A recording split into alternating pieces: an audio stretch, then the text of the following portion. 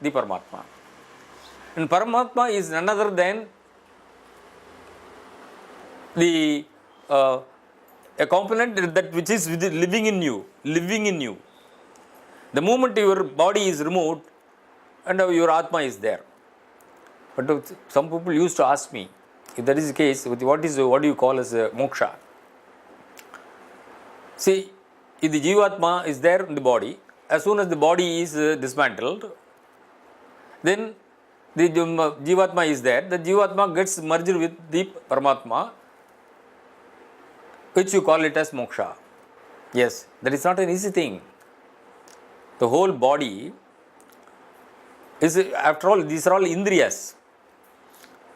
It is just like a camera with catching things. So these instruments are there, which you call it as the organs, outer organs. The inner organs happen to be something which is grasping that through this organ. For example, the ear. The ear is only an instrument. It cannot on its own self hear anything and decide anything. There is some tanmatra, you say, that is quality of each and every organ. That tanmatra makes you, delivers informations to your brain, and the brain catches up and understands what is it. Through eyes you see some object, just like camera, you see the object, but who is crystallizing and making a printout of it? Only the brain. So, like that, everything is going on. Okay, then where is the role of Atma here? So, you got Pancha Indriyas, Bahyendriyas, and Arthakaranas.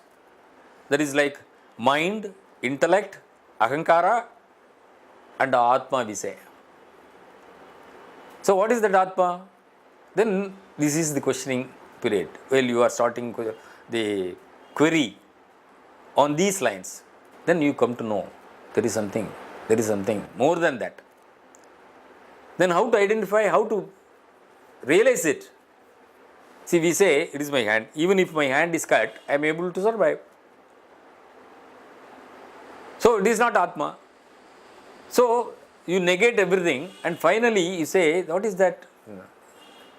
That is nothing but conscience. The consciousness actually. The consciousness, how you feel that you are alive. Even the entire world is darkened. You are sitting in a corner in the darkness. There is no sound. You are not able to hear the sound. You are not able to see the objects because your eyes are closed. So, when all things are shut up, then you realize, yes, I am here. That is Atma. And that Atma is combined with the mind also.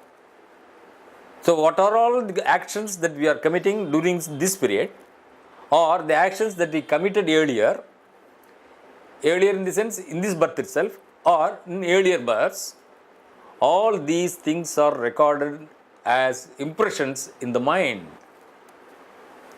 Even when I do something either wrong or good, nobody knows it, but at the same time my conscience will say that I have done something good, I have done something bad.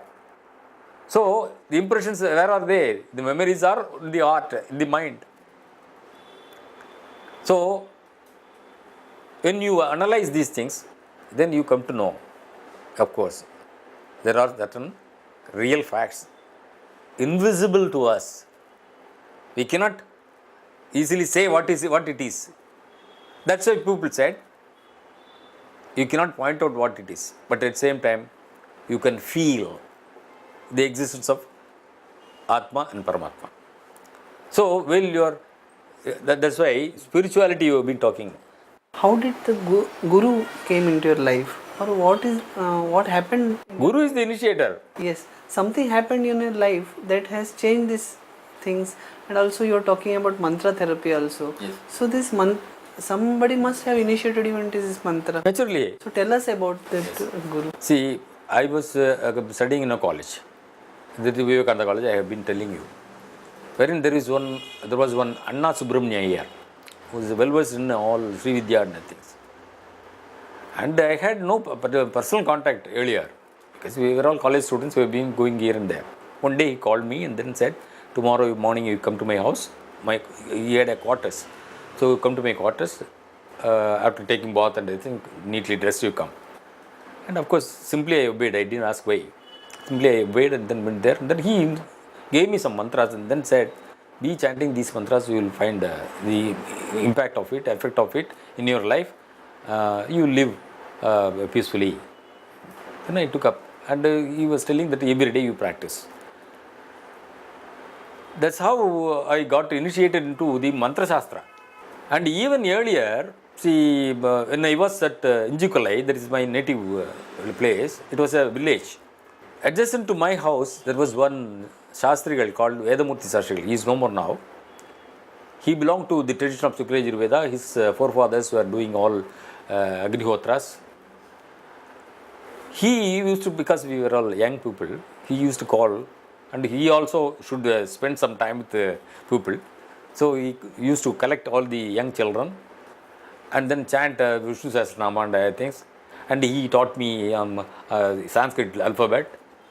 And there was one astrologer by name Kunchitapada. He's of course, in those days he was a BA Sanskrit. Those days means in 1950s. They were all well versed. They were Mirasdars. They didn't go for job or anything. They used to be at home. And they, whenever they feel like spreading their message and they catch hold of young people. And I happen to be one among the fortunate lot. So he used to teach, this is it. And then he used to, whenever somebody comes for astrology, kind of calculation and things, he used to say, just read the chart. Then I will read and he will be pronouncing that thing. That's how slowly that astrology part also had come into me. So you are basically a professor in Sanskrit. Yes. Then you have learnt about all the parts related to Vedas, Yes. Upanishads, the Vedanta. Yes. And then even astrology. Yes. And now all over the world you are famous for what we call now, which is known as mantra therapy. Mantra therapy. What is this mantra therapy? Mantra is nothing but vibration. See, when you make a vibration, for example, I tell you, only through the sound could be a very powerful tool for achieving many things.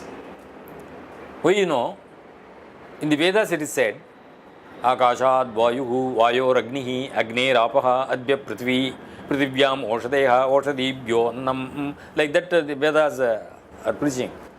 The first thing is Akasha is the first emanation from Brahman.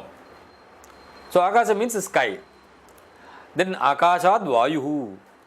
So Vayu emanated from Akasha.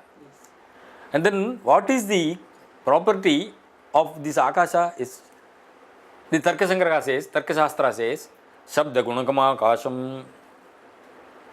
See, the quality of the Akasha is sound. So that means which is nearer, not light. Agni comes later. Sound is nearer to Brahman. So that sound is always there. When some creation happened, see, in Srividya, the people used to say there is a Bhairava Mandala. See, it is just like our Big Bang theory. When Brahman thought that I must produce something, I must create something, there was a big sound, which they called the Big Bang theory and all. Yes. So, sound alone first emanated, later only light. So, through sound, you can approach the God. See, Daivadinam Jagat Sarvam. Mantradinam tu Daivatam. There is a statement. See, the entire world is under the control of the God. But God is under the control of mantra. So, it gave me some trigger to think that mantras can, of course, I was mostly, I tell you, any person who becomes spiritual, mostly, they were cynics. They don't believe. They were atheists, I should say. When they find out something, some fruitful things coming out, they have faith, they believe, and their faith happens to be more powerful. And they become the masters of that, either mantra shastra or any shastra for that matter. When we get the anubhuti of that. Anubhuti. Yes. So before that, you think that it will not work out. Yes. And when you think that when you feel that it works out, then you get into it, and then you can't come out. It is one-way traffic. So when you got that anubhuti of mantras, did you? Yeah, I tell you. After the initiation, as I told you, from Anna Subramanya Iyer, popularly called as Anna. Of course, nowadays there are a lot of Annas, but that's why I am mentioning the name Subramanya Iyer, who was attached to Ramakrishna Math. And at the time I was so poor.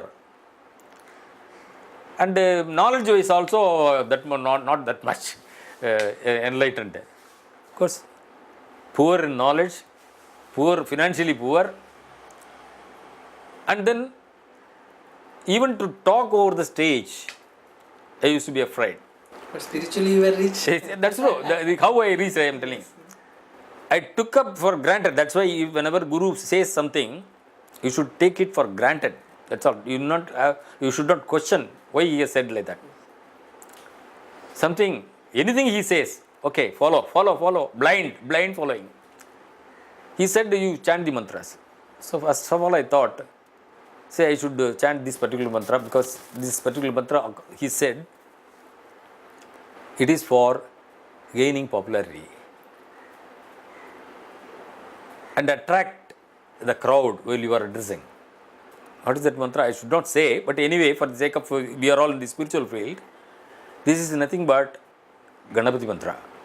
Om Gam Ganapataye. The Gam is the basic root. Sarvajanam me Vachamanaye Swaha, we say. What does it mean? All the people around me should be under the control of me. That is the mantra. Then he taught me Lakshmi mantra. When I chanted, it started automatically, my financial strain slowly started going out. So I thought, Guru mantra is always there, that works out. So when I felt that it works out, then I started chanting more and more. My interest to probe into Mantra Shastra became more.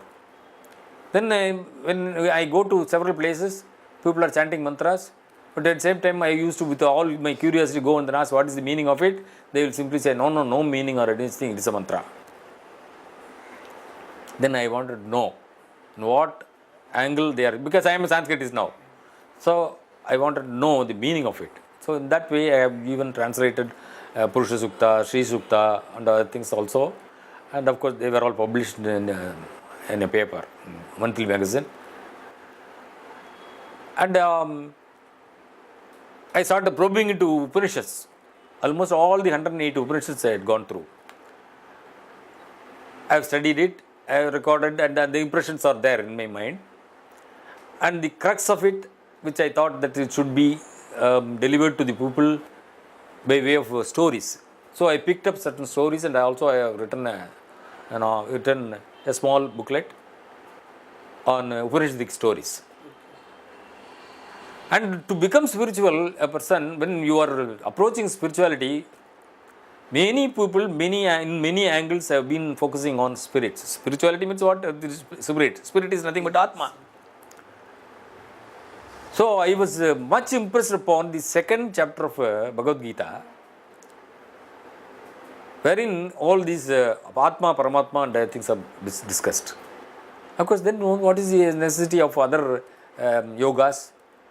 Then entire Bhagavad Gita I had to read, and I could find out that in each and every yoga there is something important given, and which I wrote it in the form of a small booklet, and also certain stories from Padma Purana. In Padma Purana there is a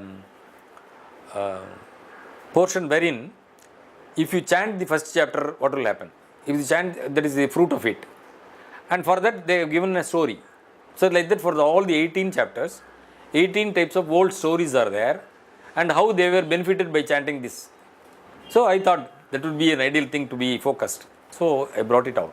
So the glories of Gita through stories. So what I want to say is that spirituality is nothing but probing into the spirit. spirituality is totally different from religion.